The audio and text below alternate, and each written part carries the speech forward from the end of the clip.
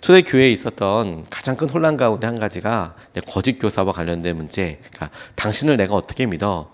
교회를 이끄는 지도자들에 대해서 저 사람은 어떻게 믿냐? 이게 맞다. 이제 이런 혼란들이 있었는가 하면 아주 또 다른 큰 문제가 주님께서 바로 오셔. 그건 주님이 직접 하신 말씀이기도 했기 때문에 주님이 바로 오신다라는 말에 대해서 당연히 그게 주님 하신 말씀이어서 그렇지라고 생각하지만 문제는 뭐였냐면 그 말을 듣고 어떻게 반응하는가 하는 거였어요. 주님께서 오신다라는 말은 사실이었지만 그거에 대해서 듣고 그러니까 모든 생업을 포기하고 기다려야 한다. 기다리는 삶을 살게 되었습니다. 그러다 보니까 생업도 포기하고 뭐 다른 어떤 뭐 여러 할 수 있는 경우도 다 포기하고 살아가는데 이것은 구약에서도 사실 있었어요. 예수님 오시기 전에도 혹은 그런 유대 전통 중에 에세네파라고 해서 이렇게 따로 사는 사람들이 있었습니다. 거룩하고 경건하게 살기 위해서 따로 산에 들어가서나 공동체를 누리는 그런 사람들이 있었습니다. 대표적으로 성경을 필사했던 쿰난 공동체 같은 경우에는 그렇게 본인 스스로를 지키기 위해서 메시아가 오실 것에 대해서 기다리는 사람들이 실제로 있었어요. 근데 그런 사람들이 따로 분리돼서 거룩한 삶을 살기 위해서 노력했던 것에 반하면 이것의 문제는 뭐냐면 도심 한가운데 살면서 여러 사람들과 살면서 그 가운데 극단적으로 이런 삶을 선택하고 생업이나 여러 일들도 하지 않고 주위에 있는 사람들도 그들의 살고 있는 자리에서 도시 한가운데에서 그냥 그렇게 사는 거였어요.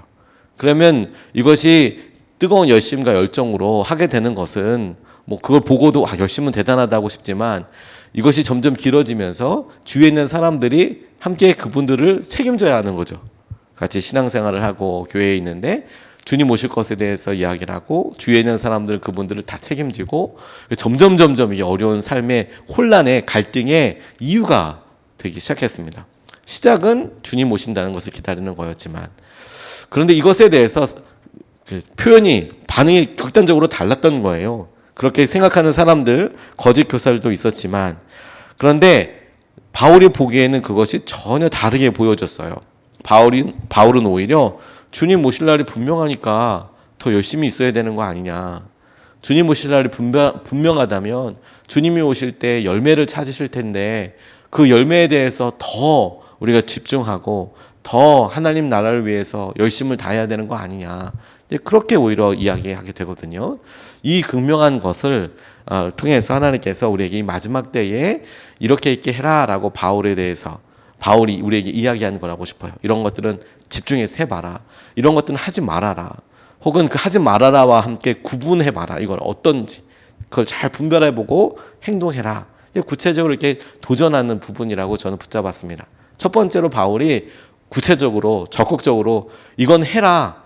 이건 꼭 집중해서 노력해라. 이 부분에 집중해라. 영적으로 이 부분에 깨어있으라라고 이야기하는 것은 무엇이냐면 16절과 18절까지 말씀 보면 항상 기뻐하십시오. 끊임없이 기도하십시오. 모든 일에 감사하십시오. 이것이 그리스도 예수 안에서 여러분에게 바라시는 하나님의 뜻입니다. 라고 이야기하고 있는 부분입니다. 항상 기뻐하십시오. 끊임없이 기도하십시오. 모든 일에 감사하십시오. 이것이 그리스도 예수 안에서 여러분에게 바라시는 하나님의 뜻입니다. 이렇게 이야기하고 계십니다. 말씀을 읽을 때 이 말씀을 어떻게 상상하고 어떻게 이렇게 받아들이냐에 따라서 시선을 어떻게 보냐에 따라서 굉장히 넓게 깊게 해석이 가능한데 저는 이 말씀을 묵상하면서 바울이 바로 제 앞에서 권면하는 것처럼 그렇게 좀 상상을 해봤어요. 그러니까 항상이란 말 끊임없이 뭐 이렇게 이야기가 있는 것들이 그냥 글로 볼 때는 내가 항상 기뻐하기 위해서 항상 끊임없이 하기 위해서 하는 말이 이렇게 있었다면 대화한다고 생각해 보니까 제가 우리 집사님에게 우리 권사님에게 항상 기뻐하십시오. 쉬지 말고 이렇게 기도하십시오. 이렇게 이야기했을 때 이런 느낌으로 다가올 수 있겠다고 깨달아졌어요. 뭐냐면 모든 기회를 기도하는 기회로 삼아 보세요. 모든 기회를 기뻐하는 것부터 시작해 보세요. 기대하게 되니까. 모든 기회를 하나님께서 하신 여러 일들을 이루어질 걸 믿으니까 감사하는 기회로 삼아 보세요. 그래서 모든 일에 기회를 삼아 보세요. 이렇게 대화할 때 삼아 보니까 새삼스럽게 다가오더라고요. 모든 일에 일단 기뻐해 보세요. 기뻐하는 기회로 삼아 보세요. 모든 일에 한번 기도하는 기회로 삼아 보세요. 모든 일에 감사하는 기회로 한번 삼아 보세요. 그게 하나님의 뜻이거든요. 하나님의 뜻은 명확할 텐데 오늘 우리가 직면하는 여러 일들은 우리가 여전히 살아왔고 오래전부터 해왔던 일이기도 하지만 이걸 주님의 뜻을 생각해보고 하나님의 뜻을 생각해보고 기도하고 기뻐하고 그리고 끊임없이 주 앞에 메어 달리는 시간으로 삼아보세요. 기회로 삼아보세요. 그러면 하나님의 뜻대로 살게 될 거예요. 이렇게 붙잡고 기도할 수 있게 되겠더라고요. 또 하나 흥미로운 점은 이렇게 서신서를 쭉 차례대로 읽다 보면 경험하는 유익 중에 하나가 뭐냐면 자연스럽게 서로 비교가 된다는 거예요. 자연스럽게 비교가 된다는 말씀은 무슨 의미냐면 우리가 바로 지난 시간에 읽었던 갈라디아서, 에베소서, 빌립보서, 골로새서 쭉 이렇게 읽어왔잖아요. 그래서 골로새서까지 읽을 때 이런 말씀을 우리가 읽었습니다. 아무것도 염려하지 말고 감사함으로 기도해라. 아무것도 염려하지 말고 감사하고 기도해라. 이렇게 이야기를 했지 않습니까? 그 동일한 저자가 이야기했다는 것, 바울이 썼다는 것을 생각해 보면 이것을 쭉 성경 통독을 하는 사람들에게는 어떻게도 해석이 마음으로 다가올 수 있냐면 이것을 병행해서 예를 들어서 아무것도 염려하지 말고 감사하고 기도해라. 근데 오늘 본문 말씀에 뭐라고 이야기합니까? 항상 기뻐하고 기도하고 감사해라. 그러면 똑같은 구인데 기도하고 그리고 감사하라라는 마음은 겹치는데 아무것도 염려하지 말라라는 말과 기뻐하라는 말이 다른 거예요. 그러면 바울이 지금 골로새 교회에는 염려에 대해서 이야기하지만 데살로니가 교회에서는 이 염려라는 말 대신에 기뻐하라고 이야기하고 있는 거구나. 그럼 더 의미가 확 마음에 와서 닿죠. 기뻐해야 될 순간은 염려와 관련된 내가 염려하게 됐을 때 염려와 관련된 여러 일들이 있을 때 그 순간을 기뻐해야 하는 거구나. 이렇게도 붙잡을 수 있겠더라고요.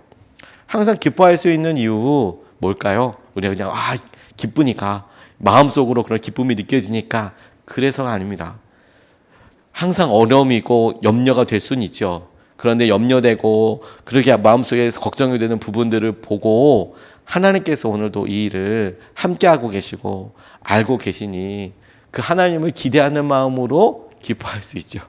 주님이 이 일에 함께하고 계시니까 이 일이 주님 뜻대로 이끌어 갈 것을 이 순간에도 주님께서 우리를 포기하지 않으실 것을 우리가 아니까 신뢰하니까 주님이 하실 일이 가장 우리에게 선한 일일 것이 틀림없으니까 기도하면서 주님께서 이끌어 주실 것을 믿기 때문에 또한 감사할 수 있는 기회로 삼을 수 있는 것입니다. 이게 너무 중요해요. 어느 목사님 가정에 어린 딸이 있는데 천둥번개가 심하게 치는 날 엄마 아빠는 걱정되죠. 애가 막 무섭잖아요. 어른들도 막 천둥번개가 심하게 치면 빵빵 이렇게 번쩍번쩍하면 성인인 저도 무서울 때가 있던데요. 이렇게 놀라게 되는데 밤에 그렇게 천둥과 번개가 치니까 혼자 자고 있는 딸아이가 걱정이 돼서 얼른 딸아이 방으로 이렇게 가봤대요. 근데 문이 활짝 열려 있고 바람이 부는데 막 커튼이 이렇게 있는데 애가 창문 밖을 이렇게 보고 있더라는 거죠. 바깥에 천둥 번개가 막 치는데 그러니까 애가 창문을 열고 바깥을 보고 있으니까 막 바람이 막 부니까 막 이렇게 커튼도 날리고 그러지 않겠습니까? 그리고 바깥에다 대고 막 뭐라고 이야기를 하고 있더라는 거예요. 애가 큰일 났나 보다. 무서워서 어떻게 됐나 보다. 뭘 봤나 보다 싶어가서 부모가 놀라가지고 이렇게 가보니까 애가 하고 있는 말이 이렇게 들리는 거예요. 뭐라고 이야기하고 있냐면 바깥에다 대고 크게 소리 지르기를 예쁜 포즈와 함께 하나님 저 예쁘게 찍어주세요 이러고 이렇게 있더라는 거예요. 그게 무슨 말이냐면 바깥에 번개가 팍팍 치니까 하나님께서 그 카메라로 사진 찍어준다고 생각을 해서 하늘에다 대고 하나님 저 예쁘게 사진 찍어주세요 막 그렇게 이야기하고 있더래요. 너무 귀여운 모습이었겠죠. 어려운 상황, 두려워 보이는 상황, 그런 상황들을 보고 내가 어떻게 반응할 건가. 이것을 주님과 함께하고 있으니까 하나님이 이 일을 보고 계시니까 그러니까 이 일이 우리에게 해보라고 바울이 권면하고 있는 것이라고 싶어요. 주님이 함께하고 계시니 마지막 때에도 함께하고 계시니 기뻐해봐. 모든 것을 기뻐할 수 있는 기회로 삼아보고, 모든 것을 기도할 수 있는 기회로 삼아보고, 모든 것을 감사할 수 있는 기회로 삼아보아라. 해보아라. 하나님께서 그렇게 하신다고 싶어요. 두 번째로 주목하고 싶은 것은 하지 말아라라고 이야기하는데, 이 하지 말아라고 얘기하는 것은 어떤 느낌이냐면 잘 구분해서 잘 분별해서 해야 할 것을 하고 하지 말아야 될 것에 대해서 잘 구분해. 하지 말아라라는 것과 구분하라는 것이 같은 의미로 다가올 수 있겠더라고요. 이렇습니다. 19절로 22절까지 말씀을 보면 이렇게 나와 있습니다. 성령을 소멸하지 마십시오. 예언을 멸시하지 마십시오. 모든 것을 분간하고 좋은 것을 굳게 잡으십시오. 갖가지 모양의 악을 멀리하십시오. 라고 그렇게 나와 있습니다. 성령을 소멸하지 마십시오. 예언을 멸시하지 마십시오. 모든 것을 분간하고 좋은 것을 굳게 잡으십시오. 갖가지 모양의 악을 멀리하십시오. 라고 그렇게 이야기하고 있습니다. 믿음으로 살아갈 때 믿음이 허락해주는 힘으로 인해서 우리가 우리 안에서 이끌어 가시는 성령님의 음성에 소홀히 이렇게 대할 때가 있어요. 잘 집중하지 못할 때도 있습니다. 또 새롭게 말씀이 떠오른다거나 주님께서 우리에게 이끌어 주시는 것에 대해서 우리가 그렇게 살고 싶지만 어느 순간에 그것에 대해서 이렇게 딱 이렇게 기대감 자체랄까요? 참 놀랍게도 성령님께서 인도하시는 것에 대해서 너무 기대되고 집중하고 주님이 이런 일을 할 거야 라고 너무 확실히 믿어지는 때도 있는데 그것에 대해서 너무 쉽게 무감각해지는 경우들도 의외로 있는 거예요. 그게 안타깝죠. 예전에 박보영 목사님이 본인이 정말 민망하고 어려웠던 순간에 대해서 이런 이야기를 간증하시더라고요. 이분이 버려진 아이들 혹은 문제를 일으키는 비행 청소년들과 함께 사셨잖아요. 지금도 사시고 계시지만 지금은 그 청소년들이 다 이제 대학생 혹은 이제 성인들이 돼서 결혼도 하고 그렇게 되었지만 그렇게 한참 안성이라는 곳에서 사실 때 하나님께서 참 어렵고 힘든 연단 과정들을 이렇게 겪게 하셨습니다. 함께 사는 아이들한테 무참히 맞기도 하고 걔네들이 어느 날 헌금 생전 다 없고 성도들도 거의 없었으니까 어느 날 11조라고 나와서 이렇게 보면 애들이 훔쳐가지고 어디 가서 도둑질해가지고 그것도 목사님 생각한다고 그거에서 11조를 뚝 떼어서 이렇게 내니까 이거 어디서 났냐고 출처가 애들이 훔쳐서 냈다고 그러니 그 돈 다 남은 돈 다 갖고 오라고 그래서 애 손 잡고 가서 그 훔친 집에 가서 무릎 꿇고 대신 많이 맞기도 하고 벌도 많이 쓰고 그러셨대요. 근데 이제 그런 일들이 하나님께서 하실 여러 일들과 만남들과 또 감동으로 인하여서 하나님이 마침내 때가 되니까 사람들을 보내주기 시작하셨대요. 제일 놀라운 것은 본인 그 지하에 교회가 있었는데 그 지하에 그 건물의 주인이 그 주인 아들이 그렇게 비행하면서 이렇게 다녔는데 그 교회를 다니기 시작하더래요. 처음에는 찬송만 해도 교회에서 노래만 불러도 내려와서 노래하지 말라고 시끄럽다고 그러던 주인이 아주 강력하게 반대하던 분이 그 아들이 거기 가서 그렇게 은혜 받고 신앙생활 하니까 목사님 나오셨냐고 막 이렇게 할 줄 180도 변하기 시작하면서 사람들이 이렇게 왔답니다. 근데 사람이 그렇게 조금씩 늘어나고 부흥하고 이럴 때쯤에 이분이 간증하시기를 이런 이야기를 하세요. 그렇게 교회가 좀 나눠지고 교인들이 있게 되니까 교회의 헌물로 컴퓨터가 들어왔대요. 컴퓨터가. 근데 사실 컴퓨터가 이렇게 좀 중요하긴 합니다. 저도 이렇게 보면 어떤 목수한테는 대패나 톱이나 이런 것들이 어떤 기구잖아요. 근데 목회자들 물론 만년필로 볼펜으로 쓸 수도 있지만 원고들 같은 걸 쓰다 보니까 컴퓨터가 중요하긴 해요. 계속 쳐야 되니까 또 서류를 만들기도 해야 하니까. 그런데 컴퓨터가 이제 교회에 이제 들어온 거예요. 근데 같이 사는 애들이 워낙 또 그러다 보니까 이분이 거기에 어떤 동영상 같은 것을 제하는 성인 이상으로 볼 수 있는 것들 그런 프로그램을 깔았대요. 이거 이런 것들 못 보도록 이런 사이트는 하지 못하도록 그런 프로그램들을 보호 프로그램들을 먼저 프로그램에 깔았답니다. 근데 아시다시피 박봉 목사님 이제 의사 선생님이거든요. 의사였거든요, 출신이. 근데 이렇게 하다 보니까 도대체 이제 궁금하더래요. 도대체 뭐 때문에 이렇게 그런 걸 보나 이런 생각이 들어서 자기가 그런 사이트에 이렇게 들어가지 말라고 하는 사이트 이제 깔아놨으니까 뭐라고 도대체 어디 가는 거라고 이렇게 보다가 자기도 모르게 계속 그걸 이제 보고 계셨대요. 그런데 이분이 이야기하시기를 그렇게 보고 있는데 본인 뭐가 이렇게 떠나간다는 느낌? 뭐가 좀 이렇게 멀어진다는 느낌? 그런 느낌이 들었는데 별로 생각하지 않고 그냥 이렇게 대놓고 계속 이렇게 보고 있다가 사람들이 들어오면 어떡하지 이런 생각이 들었지만 이렇게 보고 있다가 한참 시간이 지난 다음에서야 자기 모습 이거 기뻐하지 않은 모습이구나 하나님께서. 그래서 얼른 창 닫고 끄고 그러고 나왔다는 거예요. 이분 미성년자도 아니고 자녀도 있고 나이도 많으실 때죠. 근데 그때 얼른 하고 이제 나가서 이제 기도하기 시작하는데 문제가 그때부터 생겼대요. 이분이 기도하실 때 그때 당시만 해도 이제 원고 설교를 잘 안 하셨거든요. 그래서 주님께서 주신 마음을 잘 이렇게 보고 어떤 메모 정도는 하실까요? 그냥 뭐 그렇게 해서 생각나는 대로 이렇게 하시는데 이게 그분의 이제 설교 스타일이에요. 목사들마다 설교 스타일은 분명히 다르니까. 그러니까 주님이 주신 감동과 떠오르게 하시는 말로 이렇게 설교를 해야 되는데 말씀을 안 주시더래요. 다른 건 그렇다 치는데 주일 설교를 이제 하려고 해야 하는데 아무 말씀도 떠오르지 않고 성령님께서 안에서 아무 말씀도 하지 않으시더래요. 너무 힘들고 고통스러우셨대요. 그리고 아무 말씀도 하지 않으시니까 주일 설교에 그냥 올라가셨대요. 마지막까지 뭐라도 한 말씀 주시면 올라가겠다 이런 생각을 하고 하는데 교회가 크지도 않았고 상가 건물에서 그때는 그렇게 하고 있는데 당시는 그렇게 사람들이 그 아이들로 인하여서 꽉꽉꽉 채우고 막 이렇게 사람들이 꽤 많이 모이고 있을 때라요. 얼마나 어려운 시기를 오랫동안 겪어 오셨어요?